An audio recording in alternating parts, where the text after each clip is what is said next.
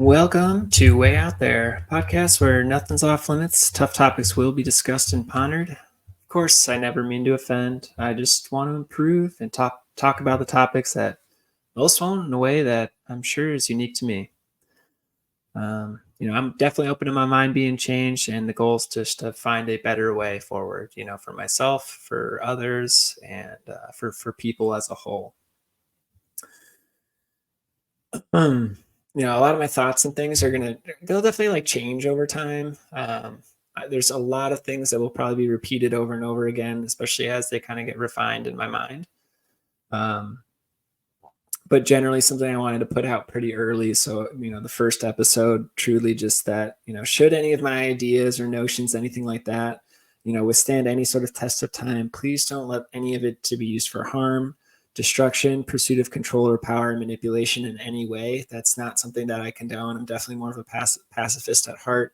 There's so few situations in which I think violence or harm coming to somebody would be appropriate. So, nothing I say or represent should be used in the minds of others for any sort of harm or damage caused to others. That's not something that I would be supporting. So my only goal is to help people to be kind and loving and further humanity as a species. So I'm going to work on getting, like my mission really ironed out so that I can kind of just recite it as is. But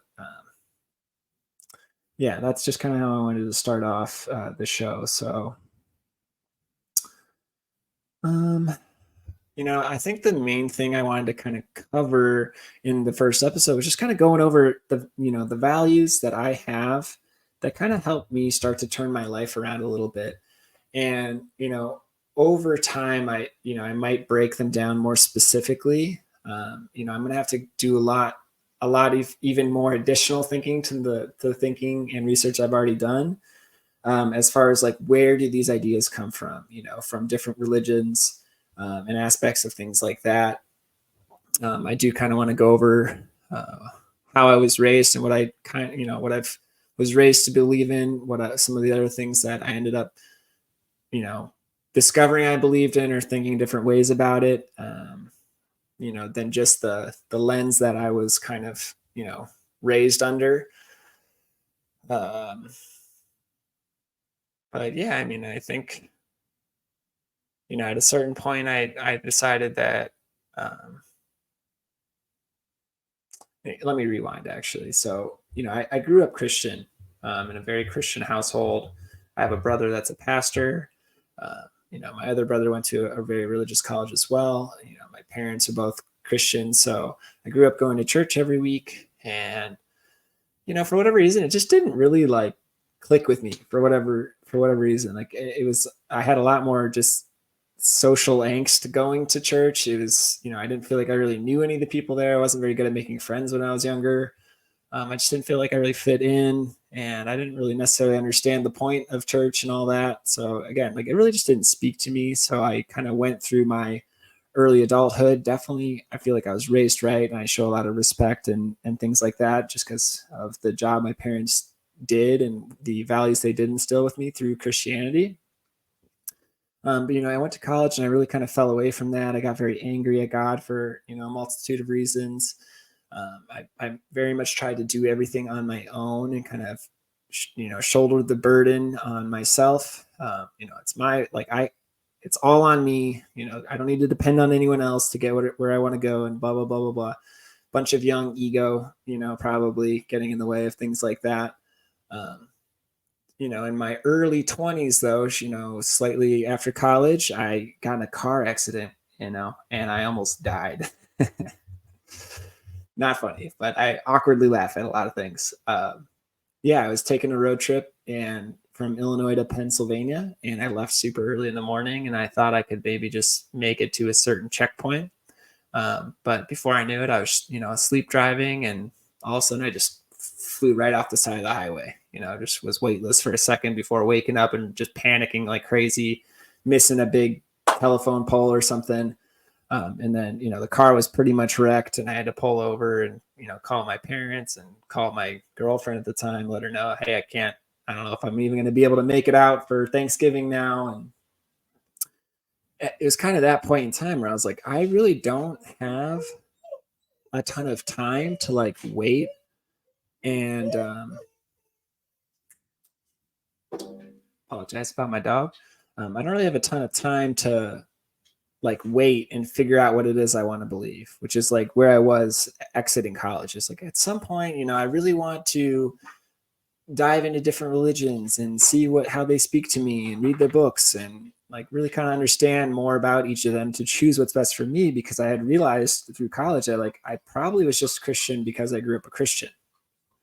And if I had been raised anything else, I probably would have grew up in that. So that's a huge part of a big epiphany for me was just getting to a point in maturity where I realized like almost all of the thoughts and beliefs that I currently hold are really just a sum of what everyone I've interacted with in life had wanted me to believe or told me to believe or said was an option for belief. So it took a lot and a lot of turmoil and negative incidents and poor choices that led me to feeling like I was at complete rock bottom to start to understand and realize like, what is it that I truly hold and believe and think is like the best way for me, Matt Calloway, to operate life and navigate this difficult human experience that we get kind of dropped into. I had to really break down everything that I had been taught, told, and understand that a lot of that, especially if you have and again, in my opinion, I have amazing parents, so like the majority of that, it's not like I could be mad at anybody. They were looking out for me. They were just doing what they thought was best given all the experiences they had led them up to that point. So there's no like resentment or anything, but at the same time, I'm like, I am now an adult working with other adults, and I need to figure out what it is that I believe. So a lot of that was looking into different religions, Islam, Christianity, Hinduism, Buddhism, uh, just a lot of these have common themes amongst them in religions. And I think a big part um, of my values obviously came from Christianity, but I think the values that I'd like to share with you guys more today kind of come from all different aspects of religion. And I'm going to do a podcast on religion and some more of these things because I'm feeling very scatterbrained and like I don't even want to go down that tangent right now. But long story short, I have a very unique perspective on religion as a whole right now. I think they all have immense value by immersing yourself in their teachings and trying to see how you can apply those things to your life can really help you turn your life around. Obviously they all believe in a God or some sort of higher power for the most part. So, that ties into it, of course, but,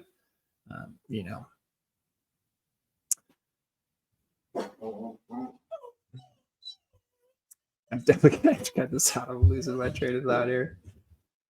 All right, so let me kind of backtrack a little bit. I'll kind of just go over some of the values that I do have, and as they started aligning for me, it really kind of started changing my mentality and like help me to just organize my thoughts and start operating life in a way that was actually bringing me happiness. And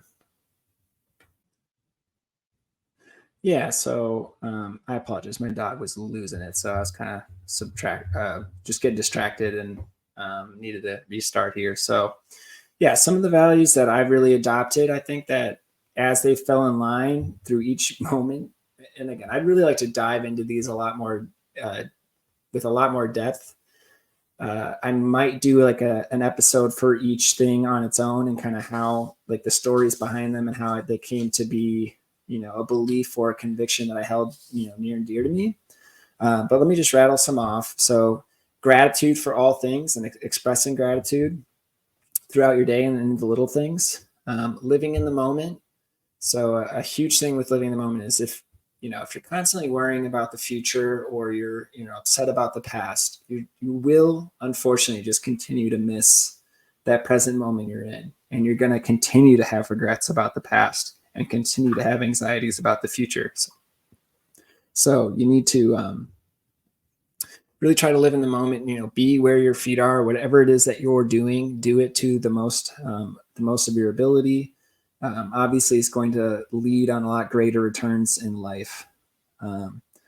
Faith and the concept of faith in yourself and God or a higher power, in your purpose and your plan. So, I think it was in Think and Grow Rich, they were talking about faith. And I think the example they used was like a tightrope walker, was going to do some crazy feat going over, like a canyon or Niagara or two tall buildings. And a lot of his fans said, you like, oh, we have absolute faith. You're totally going to be able to make it across, you can wheel that wheelbarrow across the tightrope, no problem. And then the tightrope guy said, well, hop in the wheelbarrow. If you have faith that I could do it, then hop on in and I'll take you across. And all of a sudden, nobody wanted to do it. So there's a lack of faith there when you don't truly believe what it is that you're talking about without the proof of it being done right in front of you as well. So, having faith in something is a super intense belief beyond what you can necessarily see or feel, that kind of helps bridge the gap from what it is that you believe and your convictions. Acting genuinely throughout your life. So I'm going to get not in trouble necessarily, but I'm listening to 48 Laws of Power and kind of reading. Let me see here. I think I got one of the books right here. Yeah, by Robert Greene, right? So I'm listening to the audiobook right now, and I have like the short version that I'm kind of like paging through. And like the way I am and what I would like to do and the way I'd like to go about doing it, I can't even use like 80% of this book. I can be aware of what's in the book. But there's a lot of just sinister, sly, devious advice in that book, which I can't necessarily argue with it. I mean, he went around and studied for a large portion of his life, power dynamics in society and, how to use them to your advantage and be aware of them so you're not taken advantage of. It's a crazy book. Again, not something I can necessarily use, or I wouldn't condone using the tactics in there because I think they're very immoral. But, so again, having genuine actions like it's almost like a counter belief to a lot of what's in that book. So, I think that when you are genuine about your intentions and what it is that you want to do in life, you'll start to see noticeable improvements in those areas of life. So that was kind of a roundabout little recap for that. Taking as much accountability for things as you possibly can. So whenever you become a victim or you're blaming others, like you just have completely given away your power. You're saying it's out of your control to be able to do anything about it. And it's so rare, as a human being in this day and age, that there's nothing we can do about it to better our situation. Like it's truly out of our control, or like someone's really done something to wrong us. And, like we truly are a victim. I'm not saying those incidences don't happen. The incidents don't happen, but it's pretty rare that, you didn't actually do anything to put yourself in a bad situation or at worse odds than before. Like it's very rare that you didn't have anything to do with you ended up in the situation you're in. Like you should be able to kind of, take a break and analyze your actions and thoughts and patterns that put you in the situation that you're in today that maybe had some dire consequences. So the more accountability you can take for your actions and, improve your ability to respond to what life gives you, the better you're going to be able to set up your life. Okay, here's another one it's like still working on it in my mind, but generally, you have to come first as a person. If you don't come first and you're not taking care of yourself in like a genuine way where you're, not, You're not lying to yourself, you're not lying to others, but you're truly trying to just better yourself, take care of your health, fitness, mentality, finances. So if you're trying to take care of yourself in that way and you're not hurting people along the way, like that's such a crucial aspect, because a lot of people try to do, the reverse, where they try to take care of everyone else, and then once everyone's good, then they'll take care of themselves, and you just aren't. You're going to be able to help way less people if you're taking care of everyone but yourself, versus if you completely make yourself good and you're set up and because again, the only one you can control is you. People are looking for control outside of themselves, and trying to control other people or outcomes that it's just not something they can control. You can only control you at the end of the day. So if you can, get on board with your mind and your missions and your goals and start actually executing that kind of stuff, the where you'll get to, you're going to be able to help all those people that you wanted to help before and then some. Here's another thing that this is not one fit all. So again, these are kind of like the ideas that I had that helped me turn my life around in some sense of the word. For sure, it helped me might turn my mentality around. So going from feeling depressed to feeling blessed, or feeling really sad to just feeling genuinely happy for the majority of days that I wake up. But so anyway, the one that for me is far more important is just obsessing. Know what you want, go for it, burn the bridge, and absolutely obsess. Again, like I love my mom. She's amazing. However, she, I think, was looking out for me growing up, where I would kind of make these bold claims or say some stuff, and it would almost, be a little bit of discouragement, where it's like she was not necessarily discouraging me from what I wanted, but she was encouraging me to be more of a well-rounded person. But for what I had in mind, when I was really little, I'm going to be in the NBA, or I'm going to be, later on when I was a volleyball player, I'm going to be an Olympian, and, whatever. Like the goals and ambitions I've always had is to be like the best at what I was doing. So when I was playing basketball and that was my favorite thing, I wanted to be in the NBA. When I was playing volleyball, like I wanted to be an Olympian. That was always the goal in my mind. The top of the food chain was what I would always be going for. And you can't, in my opinion, I don't think you can actually get to be the best at anything if you're a super well-rounded person. Like that, by definition, being the best versus being well-rounded, you're going to be missing out on the ability to be the best. So, guys like Kobe, Michael Jordan, other people that, David Goggins, or whoever it may be, there's a lot of people that reached like an absolute pinnacle in their field. And I promise you, they didn't get there by being super well-rounded or trying to make everyone feel good. Like there's a lot of things that you have to go through and do in order to get to be the top level. So I think being obsessed and, again, buying in, having faith in yourself is going to help you to get to that like absolute max level. But there's nothing wrong with being a well-rounded person at the same time. Maybe there is, maybe we'll talk about it at some point in time. But if you know that you want to be the best, it's what I'm saying is it's okay to not necessarily be well-rounded. And if you want to be really well-rounded, then I think you're probably okay with not necessarily being the best at something. Lowering expectations, having zero expectations if possible. I think you pretty much just set yourself up for failure when you start having expectations of how something's going to go, or what it might be like. Getting the hiccups. A lot of times I still am guilty of this because I'll let someone else kind of set an expectation for me. For example, where, like let's say something minute, like you're at a restaurant and they said the food's going to be 15 minutes, and then like 45 minutes later they're, oh, sorry, well, if you had told me it's going to be 45 minutes, I probably wouldn't be upset right now, but you said it was going to be 15. So when people kind of like step in and set this hard expectation for you of a product on how they're going to deliver, and then they don't deliver, like that's such a huge mistake. Like don't be over delivering or under delivering, over promising. That's a terrible idea. You want to be doing the reverse.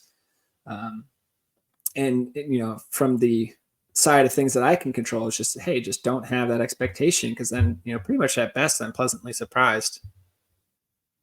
At worst, rather, I'm pleasantly surprised. Um, and then here's just like another note as well that just, happiness is more of an internal thing. You know, again, you can only control yourself and your thoughts and emotions. You can't make anyone else happy. You can try to do things that will help improve people's happiness in the moment, but you can't you can't make someone feel a certain thing. Like that does really come from within. They're giving validation to how you make them feel. That's like the closest you can to making someone feel something. At the end of the day, it was still them reacting to what you did, and it was their choice on how they ended up deciding to feel about it. Um, so what I'm trying to say here is that I don't really think you can make other people happy. So you need to find what it is that makes you tick. Uh, a book that there's a few books that for me in my own personal journey, like I kind of like read in a row, and they all just again kind of fell in line with things that like if I put this in my life and I really start trying to do that, like I think it's really going to help me feel a lot better about my life. So one of those books was The Alchemist. It's a great personal journey book. Kind of going through the author trying to chase his dreams, and there's a bunch of different, like little lessons in there of like people that give up on their dreams or like what to look for, things like that. But it basically just kind of gave me a sense of like I'm willing to dream again after kind of having the volleyball dreams and career kind of taken away from me and just my body not holding up. I kind of lost my own self identity in that process.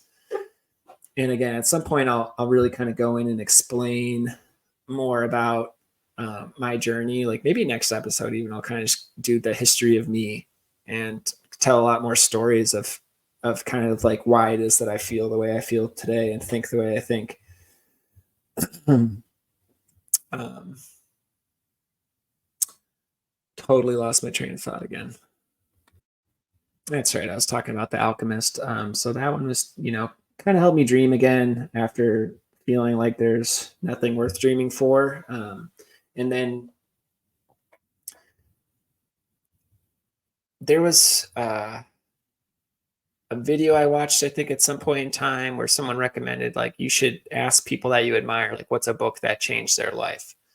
And I used to be working at Lifetime, which is like a athletic country club. And I was, at a really nice location. So there was a lot of people that came in that were very successful in what they did. So I would start asking some of the members that I really respected or just were always super kind to me, this question: what's a book that changed your life? So I asked one gentleman, his name's Joe Musselman. He's absolute just gem of a human. And I asked him, at first I asked him, do you have any good books for me? And he goes, I got tons of good books. Like, what are you looking for? And I thought, okay, let me actually ask him the question. What's a book that changed your life? And without hesitation, he said Viktor Frankl's Man's Search for Meaning. Man's Search for Meaning by Viktor Frankl. This book was, incredible for me. I felt like up to this point, my idea about man's, meaning of life was that like there's some overarching meaning for mankind, and maybe there is like to serve or worship God could certainly be that. But ultimately, we each have our own unique meaning in life, and it's kind of our job, and the whole journey of life is it's kind of about searching for what that is for you. Like only you can figure out what gives you meaning because you're the one that gives the weight to it. So that could completely change for every single person. Like what's meaningful to you, what gives you some more purpose in your life? Like, how are you able to pursue that and figure out what those things might be? So like ultimately that's kind of my calling to life coaching. Reading that book, I was like, I think that's really what I'm put here on earth to do, is help other people figure out what the meaning of their life is. And that's the meaning of my life. I want to help people, care more about what it is they're doing day to day. Because I look around all the time and it just seems like people don't really care anymore. We don't care about one another. We don't care about ourselves. We don't care about what we're doing. We don't care about the truth. It's just like, when did we stop caring so much? And what is that all about? And to me, it's just, if you don't care, it's probably because you don't have any meaning about what it is that you're trying to do. There's no excitement about what you're chasing and you're trying to go for. And I get it 100%. I mean, life beats the fuck out of you. And I think that, most the way things are currently set up and operating, I think perhaps they were operating how they used to, how they were supposed to previously in the past. But now I don't think things are operating the way they were intended. I don't think our government's operating under checks and balances. I don't think our schools are teaching people. I don't think, colleges are educating and giving people opportunity. I think it's all kind of doing the opposite of what it was originally intended to do. So, it's hard to try to attach meaning or figure out a way how to navigate and operate in this climate where, it doesn't seem like things are currently working the way they were originally set up. So, again, these are all topics that I'm sure we'll cover many, many more times moving forward. After that, after Man's Search for Meaning, it was 12 Rules for Life by Jordan Peterson that I read with a dear friend, Nolan, who I talked about on my intro show. We kind of went through this book and just talked about each chapter together and, what it meant to us and how we could apply it to our lives. And, Jordan Peterson, whether you like your guy or not, like I'm personally a huge fan. I think he's extremely thoughtful in the way he speaks, and he's very intentional with his words. And it's very rare that you see someone that's like super carefully trying to pick out what to say, and he's very careful about it because for many reasons. I'm not going to say why he is because I'm not him. So I don't know exactly why he is, but I've seen why, personally I have my own thoughts about it, but he just was a very thoughtful person that explained things in depth in a way that it was easy for me to grasp and understand and apply to my life. And I think it definitely was a huge part of getting my life turned around, along with just meeting the right people at the right time and in different avenues and aspects. But yeah, I mean, so those are some of the values and how I got to them and what they mean. Everything I talk about is obviously going to go off my own memory and opinions on things, and it's not necessarily right or wrong. It's just like how I always saw it or how I currently see it. I definitely want to make things as good as possible. I want to improve the planet as much as possible while I'm here, and the only way I really feel like I can actually do that is to share my opinion on stuff and like my perspective on it. I don't think I am a genius scientist, and I don't think I can create the cure for cancer, but I do think I can get people to think and encourage them that there's a better way of living than to just kind of, drift off into sleep and just go through the motions of this mundane life. I think, it's encouraging people to dream and show them that there's a path that we can actually achieve these dreams. There is always going to be a point of no return. As you get older or you lose your health, and there's going to be things that come up that, like, unfortunately, you might not necessarily be able to have that dream you once had when you were a child. But if you're literally probably under 50, you could probably have almost whatever it is that you'd want to have. I think there's like a path and a plan and things that you can start doing to get you a lot closer to it. And then once you start doing those things, you'd be surprised how the universe kind of opens up and responds to your efforts. So we'll see. We'll see if I can help some people do that. We'll see how people respond to just like my takes on stuff. I'm looking for clients. I'm still building out my own program. I'm going to have a life coaching program. I'm working on my ebook right now. And then I also have 6-month and 12-month coaching programs. So that's something that I'm still kind of like finishing all the final touches and trying to produce them so that I can actually have it ready for whoever would like to work with me. I'm hoping to kind of get back into the Think and Grow Rich community affiliate group with my dad. So I can, long story short, that's basically, it's going to be like video lessons from Bob Proctor talking about Think and Grow Rich success principles, how to apply them into your life, and in depth what they mean and how to use them. And then you can go like right around and basically sell the program yourself as an affiliate and take a pretty sizable cut of anyone that does buy into that. So you're not only getting the lessons of, the greatest success principles ever put forth. That's how I would describe them, because Napoleon Hill went around and just basically interviewed the most successful people, finding all the commonalities there. So, this is a program that basically you don't have to read the book. You don't have to understand the concepts very hard. There's already someone that basically breaks them down for you so that anyone can really understand and use them. And then once you go through all the lessons and the learning material, then you are a certified mentor and you can help other people, learn and understand these principles and again, pass it on. So that's something I will probably be posting on here and preaching about. What else we got going on? I'm going to be doing a lot of like life coaching reacts videos. So that's going to be starting to get cranked out on YouTube. But ultimately, I'm very aware, everybody, that the quality of this stuff, it's not very good. I'm just trying to like learn how to be comfortable in front of the camera and a mic and how to say the right things.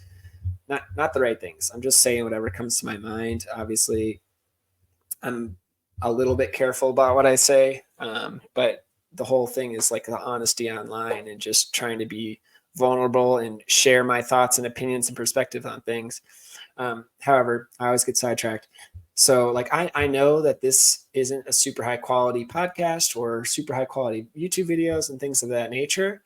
However, if there's somebody out there that, resonates with the things I talk about, and they also, just want to gain experience and they, want the world to be a better place. They're kind of just sick of what they're seeing around them. And you want to work with me, or if you want to try to help me improve my show in any way, like I'm very open to trying to help others kind of gain experience or trying to build something really huge here. So like I know and I'm aware of what it is I'm trying to build. I can't really even share the scale of which it is eventually going to be. But for anyone that's, interested in, basically getting nothing in return at first, but is willing to, learn and build something great, then, reach out to me, comment. I'm open for discussions. Again, I'm looking for a video editor and like content person that can kind of help me do all the behind the scenes stuff, because I just don't really have much of an interest in doing that. So I'm going to continue to keep, churning out these shows, 30 minutes to an hour of talking about different topics or reacting to other things going on in the world. And, eventually I'll get better at some of the content stuff and doing more of the, the things that help YouTube or Instagram algorithm kind of work in your favor. But right now, all I can manage with what's going on in my life and my workload is sitting down here, recording it, and basically posting it. Like I can listen through it a couple times and make sure there's nothing just egregious that I need to cut out. I decided I didn't need to cut out anything in the first show, even if it's awkward and, terrible looking. Sorry. I just don't really have that much time or interest to do it right now. So if it comes to a point where I need to, I will. But right now I got to focus my energy in about a million places, and I'm trying to get it all down so that I can improve the most important areas of each of my life. So right now, my own personal focus is on fitness, my relationships, and, with family, my own family, my friends, and, nutrition, it kind of comes and goes. Finances I'm definitely working on. My business stuff I'm definitely working on. So trying to get a few things in order. And then, as we get a little bit more wiggle room, then hopefully I'll be able to provide a better product for you guys and actually make it something a little bit more enjoyable and easier to watch, because it'll have more editing and, you know, fun things in there. But for right now, you know, anyone that wants to come hang out, chat with me for a while and just wonder about this stuff, then this is a good place for you to be right now. So thanks for listening to Way Out There. Please comment, question, concern, anything you want to do on the YouTube video. Go ahead and just comment below if you want me to discuss certain things. If you have any feedback in the early stages, I'm sure I'll be looking at the comments of whatever people decide to put, whether it's positive or negative. As things get going down the future, then you know, I've heard that it's less than beneficial to just look at comments, because there's going to be more and more people saying negative stuff about it, and it can discourage you. So this kind of depends, but for now, I definitely want to be as interactive with the audience as possible. I want to make sure I'm talking about you know, things that are important to people. At the end of the day, I'm going to be talking what's important to me and how I see it, but you know, the conversation and dialogue aspect is kind of like the whole point of the show. It's like, how can we have some sort of respectful discourse to further our ideas as people to perform the best that we possibly can, something along the lines of that. So again, thank you so much for being here, everybody, and that is episode 1 of Way Out There.